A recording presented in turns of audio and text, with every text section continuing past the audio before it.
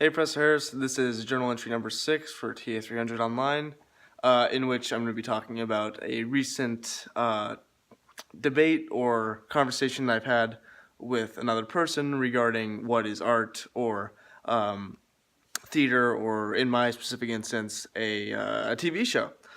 So, my conversation didn't actually happen until today when I went to Professor Redmond's costume designing class and I sought out Levi, who's also in the class with me, and in our online class.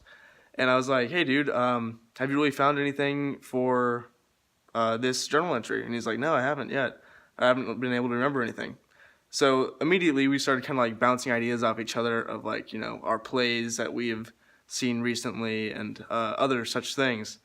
And it seemed like we had a pretty good agreement of what we liked and disliked, and there wasn't really much disagreement between the two of us until later when he brought up the fact that he didn't like The Office.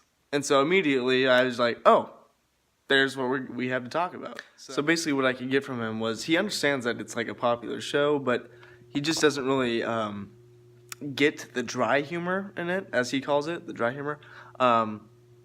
Which, to each their own. Like some jokes I don't necessarily find funny, but I would argue that, first off, The Office isn't just a dry humor show. It's a cumulation, or combination, I guess you'd say, of multiple different types, whether it's subtle humor, situational humor, dry humor, or I guess practical humor.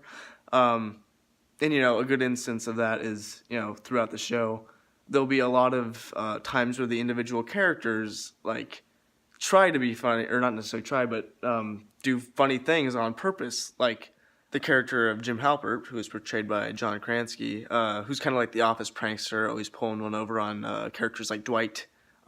Whether he's putting Dwight's stuff in Jell-O or putting more keys on his key ring or something.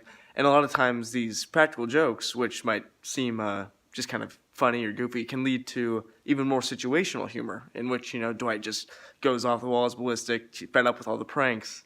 There's one episode where that happens, and then he starts demanding Jim get transferred. And then this opens up a whole can of worms with employees complaining about other employees and all like the new truths coming out and all those sorts of things. So I just really think that the humor in the show, like different styles of it, play into each other and off of each other in a really good way. And also that kind of brings me to my next point, which is that The Office really seems to have a great affinity, not just for its lead characters like Michael and Jim and Pam and Dwight, but also it's like kind of, I guess you could say, more background or minor characters, but they really feel like at times they can just steal the entire show. And, you'd think like in that particular scene, like they were totally the lead. For instance, and this totally goes off of what I've said with, the different types of humor. For example, there's this one episode where one of the employees gets hit by a car. She's in the hospital and everybody goes to visit her. And, someone asks like, oh, are you in pain? And she goes, no, they got me hopped up on pain meds. And then all of a sudden, the old man, Creed, just pops out of nowhere and goes, oh, really? What kind? And he's like getting all like the details and like, he's totally serious. But for us, like, that's just a great instance in which, we see dry humor.